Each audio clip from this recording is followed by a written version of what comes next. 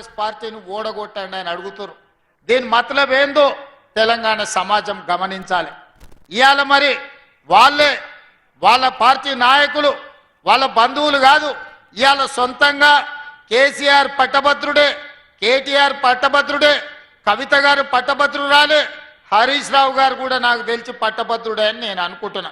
మీ 4 ఓట్లు ఎవరికి వేయదలుచుకున్నారు, మీరు ఎవరికి మద్దతు ఇస్తున్నారని చెప్పి నేను ఈ వేదిక మీద నుంచి అడుగుతున్నా.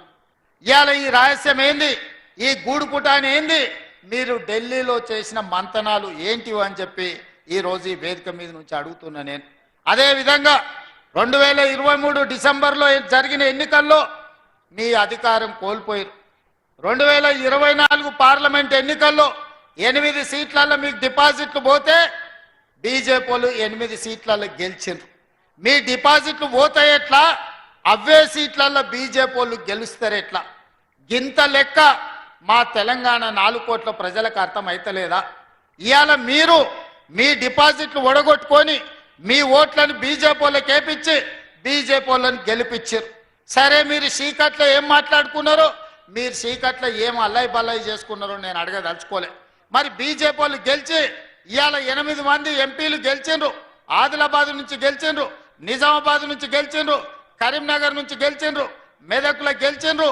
ఇవాళ 4 ఎంపీలు ఉన్నారు, దాదాపుగా 7 మంది ఎమ్మెల్యేలు ఈ ప్రాంతం నుంచే ఉన్నారు బీజేపీ వాళ్ళకు. మరి మోడీ నుంచి ఏమి తీసుకొచ్చిర్రని నేను అడుగుతున్నా. ఇవాళ మిమ్మల్ని 8 మంది ఎంపీలను 8 మంది ఎమ్మెల్యేలను గెలిపిస్తే తెలంగాణ రాష్ట్రానికి మీరు తెచ్చిందేంది, మోడీ తీసుకొచ్చి ఇచ్చిందేందని నేను ఈరోజు మిమ్మల్ని అడుగుతున్నా. కేవలం మా ఓట్లు కావాలి, మేము ఇచ్చే సీట్లు కావాలి, మీరు ప్రధానమంత్రులు కావాలి, లేకపోతే ఈరోజు మీరు మంత్రులు కావాలి. కానీ మరి తెలంగాణ ప్రజలకు మీరు ఇచ్చేదేంది, మిమ్మల్ని నమ్మేది ఎట్లా అని నేను అడుగుతున్నా. ఇవాళ మళ్ళా ఓట్ల కోసం వచ్చారు పట్టభద్రులలో. ఏం చేస్తారు మీరు? ఏం చేసింది 12 ఏళ్ళల్లో? నరేంద్ర మోడీ గారు ప్రధానమంత్రి అయ్యి 11 సంవత్సరాలు దాటి ఇవాళకి 12 సంవత్సరాలు అవుతున్నది. ఈ 12 సంవత్సరాలలో తుమ్మిడేటి దగ్గర ఈరోజు ప్రాజెక్టు కట్టుకోవడానికి గోదావరి జలాలకు మహారాష్ట్ర నుంచి మీరు అనుమతి ఇప్పించిండ్రా? ఒకవేళ తుమ్మిడేటి దగ్గర ప్రాజెక్టు కట్టనికే మహారాష్ట్ర అనుమతి ఇచ్చినుంటే ఇవాళ ఆదిలాబాదు జిల్లా 1.5 ఎకరాలు సస్యశ్యామలమై పసిడి పంటలు పండుతుండే. ఆదిలాబాదు బిడ్డలు, ఆదివాసీలు ఇవాళ వాళ్ళ బతుకులలో వెలుగు వస్తుండే.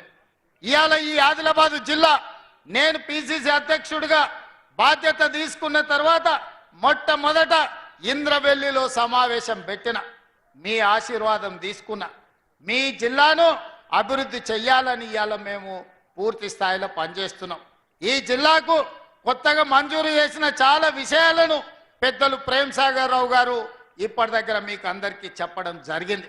ఇవాళ ఆదిలాబాదు జిల్లాను ముందు బాగానే ఉంచాలి, జరిగిన నిర్లక్ష్యాన్ని సరిదిద్దాలని కాంగ్రెస్ పార్టీ ప్రయత్నం చేస్తుంది. మరి మీరు ఏం చేసిండ్రు, మీరు ఏం తీసుకొస్తారని నేను అడుగుతున్నా. అందుకే మిత్రులారా, ఇవాళ మీరు ఆలోచన చేయండి పట్టభద్రులు.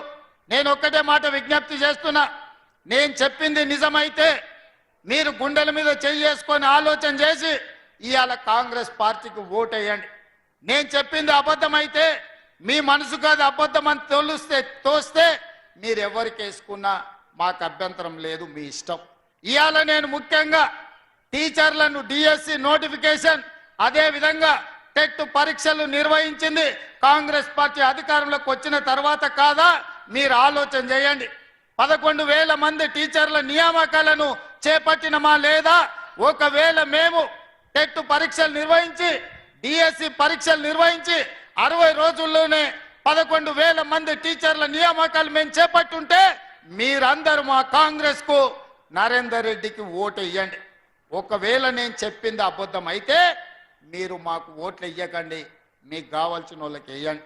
అదేవిధంగా పోలీస్ డిపార్ట్మెంట్లో దాదాపు 15,000 మంది నిరుద్యోగులకు పోలీసు ఉద్యోగాలు ఇచ్చిన మాట నిజమైతే ఈరోజు నరేందర్ రెడ్డికి ఓటు వేయండి.